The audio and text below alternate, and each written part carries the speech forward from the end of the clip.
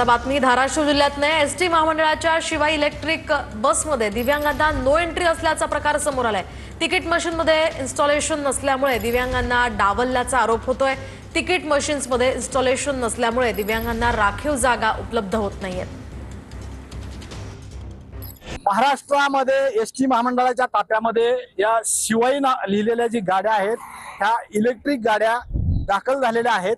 मात्र ह्या इलेक्ट्रिक गाड्यामध्ये दिव्यांगांना जी आहे ती डावलण्यात आलेलं आहे। आपण पाहू शकतो या ठिकाणी जर हे मध्ये जर पाहिलं तर ही लक्झरी स्टाईलची गाडी आहे आणि 2 सीट दोन्ही साईडला आपल्याला पाहायला मिळत आहेत।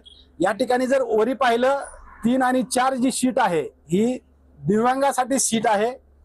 मात्र या ठिकाणी दिव्यांगाला बसता येत नाहीये। त्याचं कारण असं आहे की कंडक्टर बशी जे मशीन आहे त्या मशीन मध्ये दिव्यांगाचं तिकीट इन्स्टॉलेशन नसल्यामुळे दिव्यांगांना बसण्यासाठी या गाडीमध्ये एंट्री नाहीये। काय म्हणजे कारण आहे आणि दुसरं कुठलं म्हणजे 1/4 आहे, दुसरं कुठलं तिकीट आहे याच्यामध्ये? आमचं ज्येष्ठ सवलत आहे, ज्येष्ठ नागरिक सवलत आहे, महिला सन्मान आहे।